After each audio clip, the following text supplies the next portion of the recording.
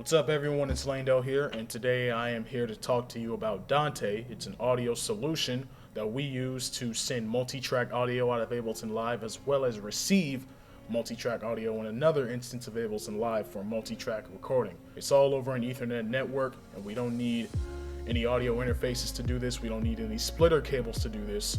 All we're using is Ethernet cables and Ethernet switches to make this work, and I'm going to show you how to do all this, and we're going to get right into it. Let's go. So in case you didn't already know, the worship band at this church uses a software called Ableton Live to run stems to help fill out the sound of the music a little more. What you may see some people doing is using a cable like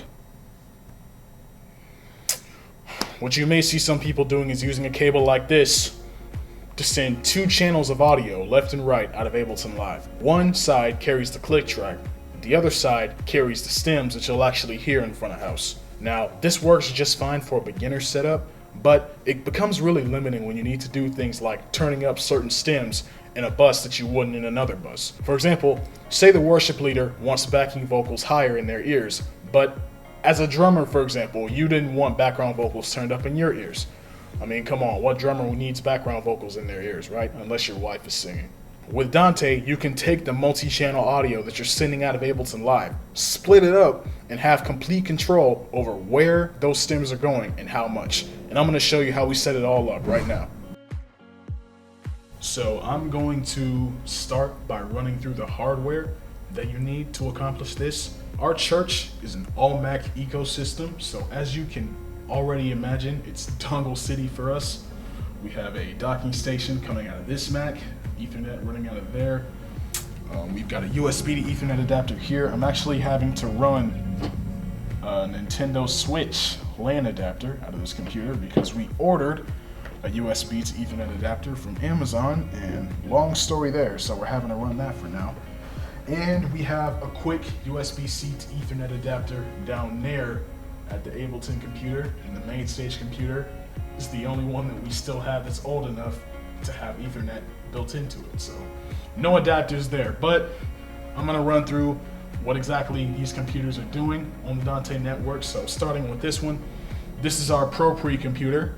You can absolutely run Dante through Pro Presenter 7. We're gonna start using Dante Via for that here soon, but for now, we don't really run any audio out of Pro Pre. So this I just got just in case I needed to check stuff while the Ableton computer wasn't here.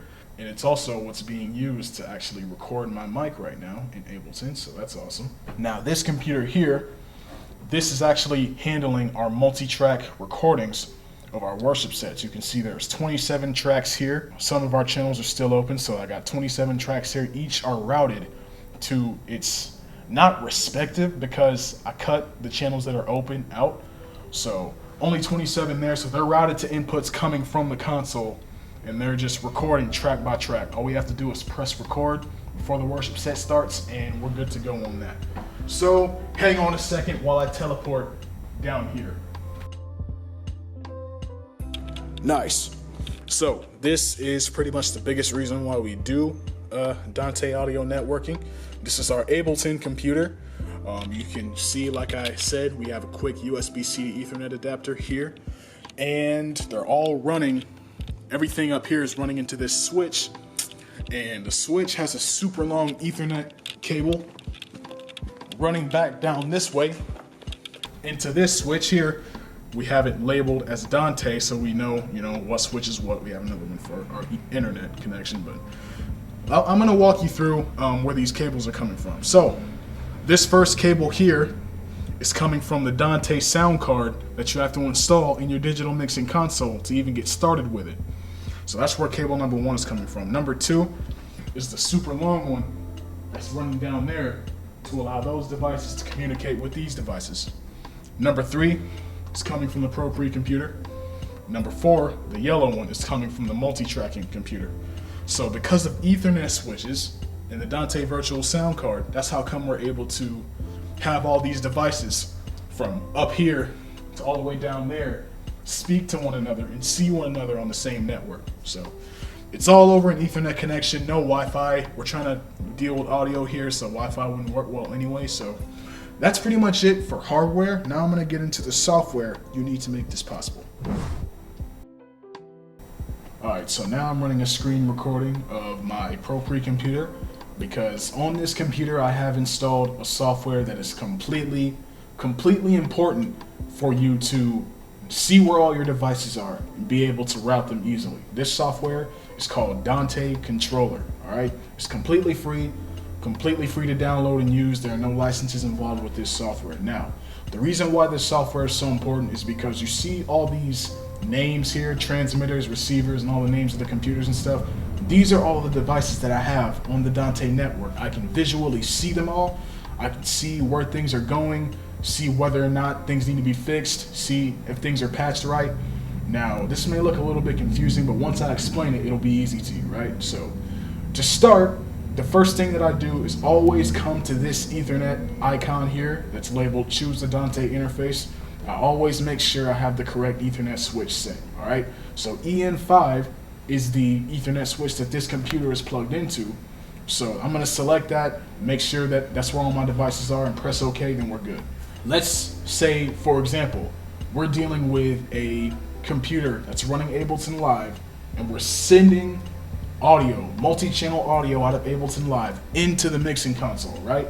So I'll try not to mind the names here. I just want to make it as general as possible. So let's say Dealey laptop right here, the first laptop. Let's say this is the Ableton Live computer. We want to send 8 channels out of here into 8 channels onto the console, right? So let me tell you how you would do this.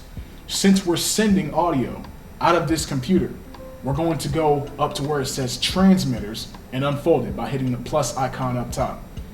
Now, since the console, we want the console to receive that audio, we're going to unfold X Dante, and this is of course the name of the Dante card that's in the console. So we're going to unfold X Dante on the receiver side. Because remember, transmitters, that's where we send audio. Receivers, that's where we receive it, right? So we want the console to get that audio back. Now check out this grid here. We want to send 8 channels out, so that's why we're seeing 8 channels where the laptop is. And 32 channels, because it's the X32, the console has 32 channels. So let's say, for example, we have our stage box on channels 1 through 8, and help me remember the numbers, 17 through 32, right? So we can't use those because those channels are already occupied. So we're going to take 9 through 16 and dedicate those to our Ableton channels, let's say. So that's why we're going to go on here and check number 1 for the Ableton computer, but number 9 for the X Dante receiver, right? And why is that? Because we want what's coming out of channel 1 on the computer to go to channel 9 on the mixing console. Why can't it go to channel 8? Because channel 8 is already occupied, right? So we're going to do the same thing for channels 9 through 16. And now we've assigned 8 channels to come out of Ableton Live and go to whatever channel you wanted to on the mixing console. So that's for if we were trying to send audio out and then receive it into the console. But what if we wanted to do a multi-tracking situation, right? We want to multi-track record a worship set.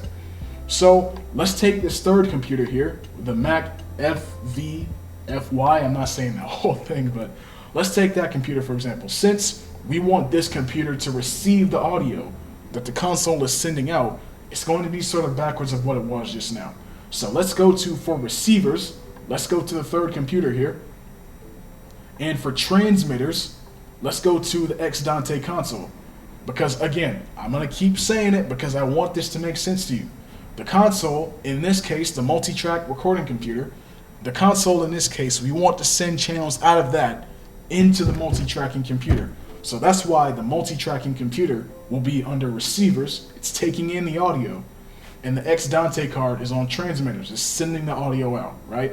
So I just went through and checked channels 1 through 32 because we want all 32 channels to come in respectively onto the multi-tracking computer. You can delete any channels that you want, as I did, because the channels that are open, I don't have a point in having those being in the multi-track session. It's just going to take up more space. So, but on the Dante card, I made sure, on the Dante controller software, I made sure to send them all over so that I'm making sure that the patching is 1-to-1, so it's easy for me to remember what channels are what. I don't have to figure it out, right?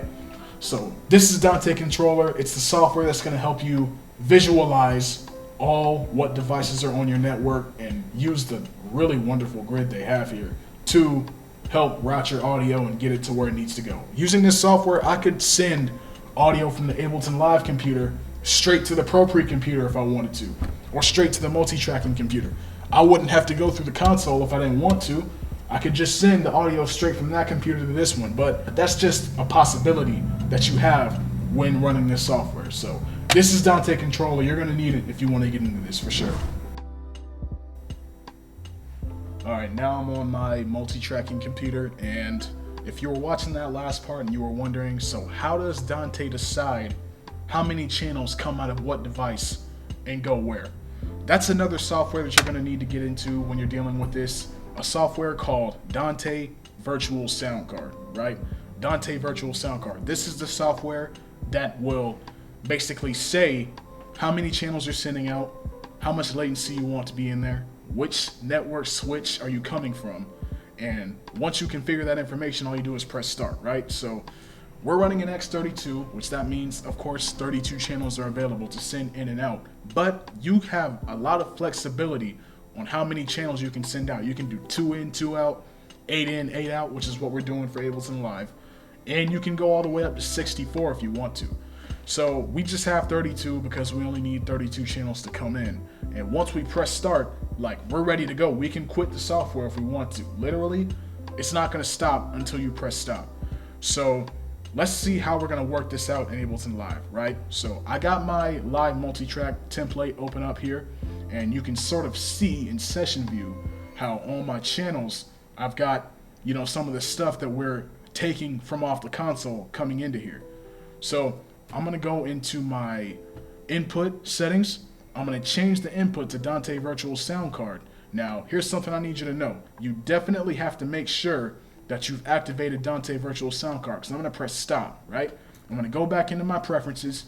Dante Virtual Soundcard is no longer an option. Ethernet is plugged in, I've got everything I need set up, but because I didn't start it in Dante Virtual Soundcard, the software, we're not gonna see it. It's not even gonna show up on the Dante network, right? So now that we press start, let's go back into our preferences here. And now we have Dante Virtual Soundcard as an option. So we're gonna press that. Now, we're still not done. We need to go into our input config to make sure that everything that we need to come in is coming in. So I've already set this up. I already have what I need coming in.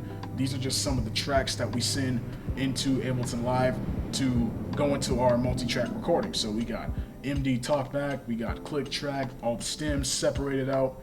You know, we have drums, we have everything that we need. So that's when you would come into Ableton Live, the actual software, not the preferences, but that's when you would take all the channels and choose where you want them to come from, right? So you go to external in and audio from, set it to external in, then right below that, that's where you choose which channel you want to come into that track. So I made it easier for myself. MD talkback is channel 1 on the console, so it's coming into channel 1. It gets normal pretty much up to whenever we start cutting stuff out, because those channels on the console are open. But the point is, this is how you can, you know, make sure that all the channels you want coming from the console are going to be recorded. So that's when you would go back to arrangement view. You don't have to if you don't want to, but this is just the way I prefer to work. You come back to arrangement view and make sure that all of these tracks are actually armed to record. If they're not armed to record, you can press record all you want, but they're not gonna go, right? So make sure you press armed to record, and then that's what's gonna make sure that they get picked up in that recording.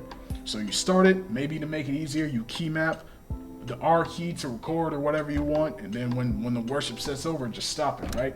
So that's legit all you need to do it for a software like Dante Virtual Soundcard for recording. But what about playback? What if we're using a computer and using DVS to play back audio? Well, I'll show you how to do that right now. Let's go. All right, so I'm at my Ableton Live computer, and I'm here now to demonstrate to you what using DVS would be like for a playback computer and not a recording computer, right? So I've got a session. I will search Israel and New Breed opened here. I'm gonna try not to play too terribly much of it, because I'm gonna get the heck copyright stricken out of me, but it's for the cause. So here we go. So you can probably see the red message down here, the audio engine is off. That's because the last one that we used was DVS, right? This one's gonna be a little different since this computer is going to send audio out instead of getting it in.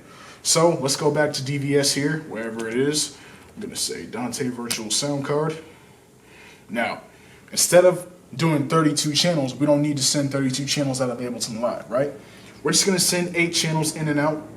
Make sure we got the lowest latency possible.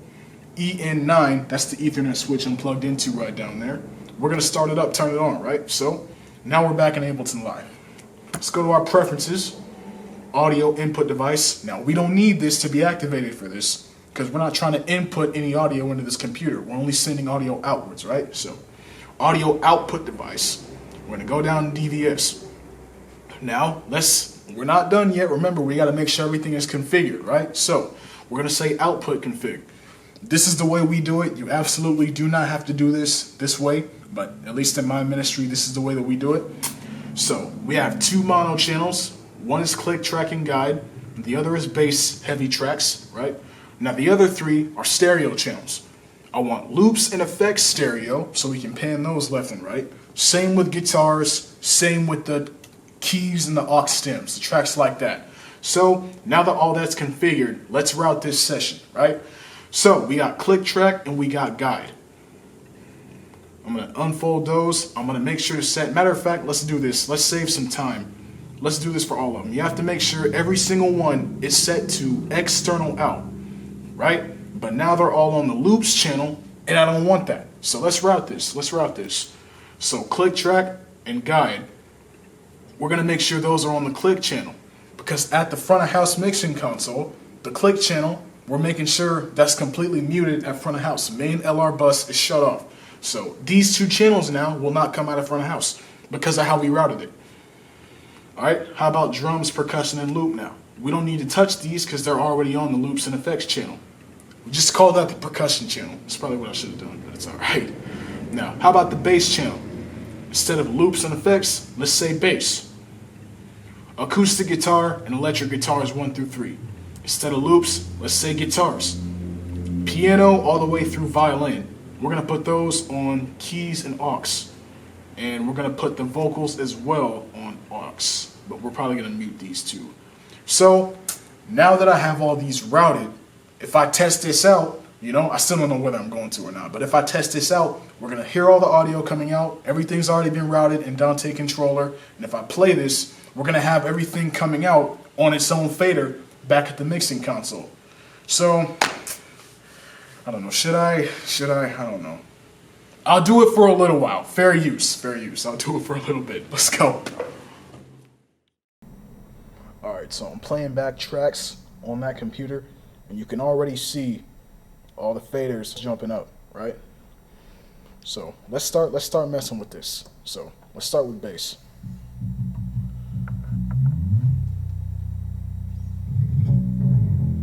Bass coming out, no other fader is turned up, the bass is completely independent. How about percussion?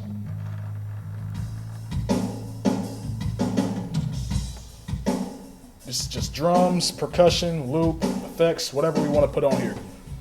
And every channel besides click and bass is stereo, so that's why these faders are moving up, because when you're dealing with stuff like drums and loops, you want those to be stereo, right? So how about guitars? Let's see what guitars are doing. Especially guitars, because, it's good to pan guitars out, so especially the guitars. What about the aux stuff? I hear some piano.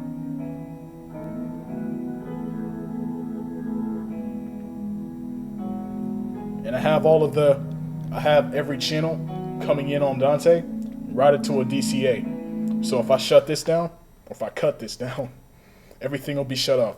This DCA is called Live Dante. So if everything is routed in here, is routed to this DCA, and I turn it on, that's how we get our audio. Just to make things easier.